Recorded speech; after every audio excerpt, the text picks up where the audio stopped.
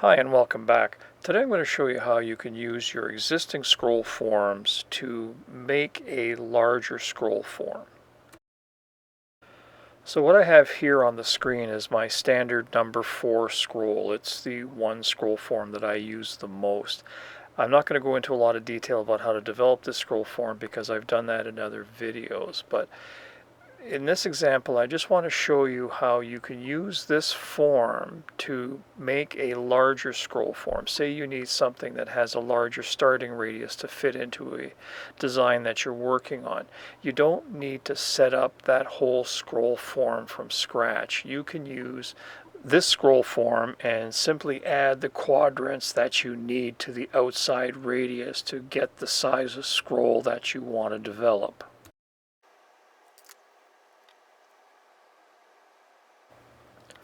So as you already know, when I set up a scroll, I usually work from the large radius and then I follow my way down the triangle to develop each quadrant that makes up the scroll. And that is the easiest way to go if you know the starting radius that you want to work with, because all of the quadrants fit neatly into the triangle that you've developed for the proportions of that scroll, and everything just works out evenly.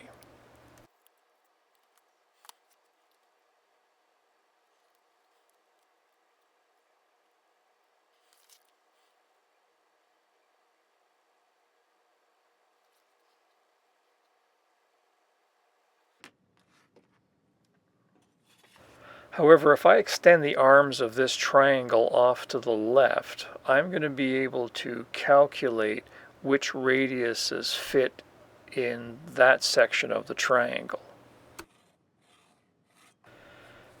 because all of the quadrants are proportional with each other. So all I have to do is establish what that relationship is in the quadrants that I've already drawn, and I'll be able to extend that off to the left and calculate as many quadrants as I need to get to the starting radius that I want. So the first thing that I need to do is to take the height of the second quadrant and transfer that to the first quadrant. So in a number 4 scroll, the quadrant that follows the first quadrant is always proportionally this much smaller than the first. And because everything is in proportion, this is going to follow all the way down the triangle. So it's important to understand that this isn't a given measurement, it's a certain proportion. So if I connect all of these dots, it should develop into a straight line that tapers from the tip up to the widest part of the triangle. And if your points don't happen to line up like you see here, it is important that you double check your measurements and figure out which points are off, because it's really critical that this line be drawn in correctly.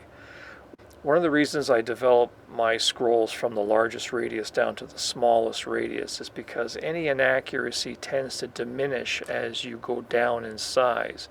But when you're working back up the triangle, those little inaccuracies expand tremendously. So it may not be noticeable when you're going from a large diameter to a small diameter, but when you're going from a small diameter to a large diameter, something, that might seem insignificant can really throw the shape of the scroll off. So if you take your time to get this right, then everything else will fall into place.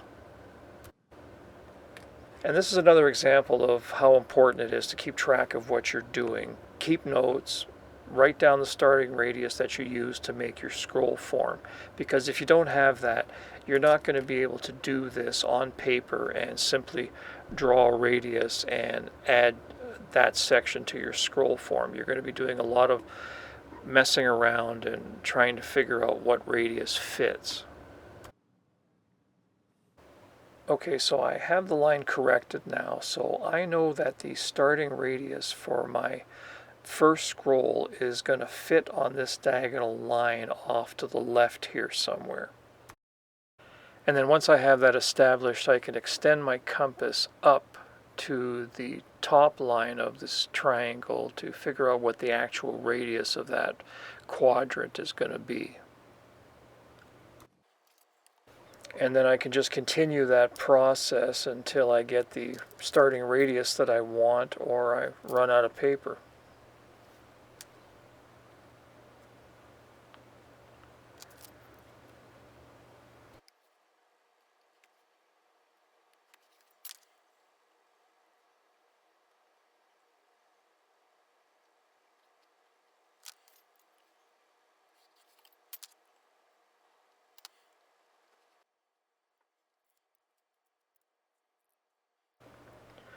So here I have all the radiuses cut out, and I'll see how they fit together.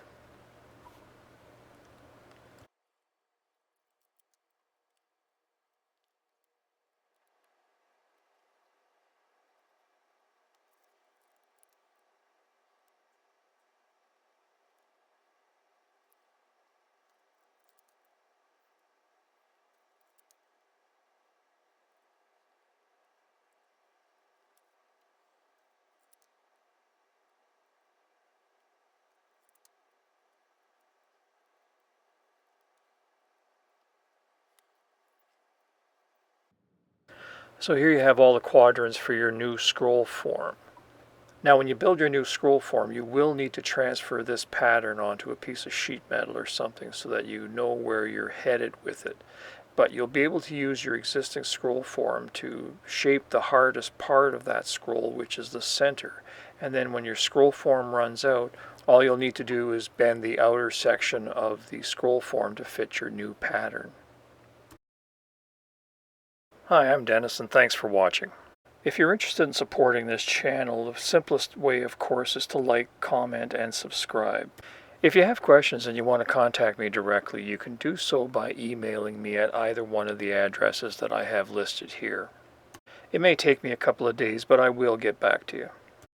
Of course, financial support is always welcome. The only product that I produce is the information contained in these free videos. So if you like the work that I'm doing and the videos that I'm putting out, and you can spare a couple of dollars a month, consider becoming a patron by clicking the orange Patreon logo at the bottom of the screen. Thank you, and we'll see you next time.